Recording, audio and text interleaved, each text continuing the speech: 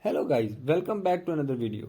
In this video I will show you how to fix Diablo 3 crashing problem on your Windows 11 or Windows 10.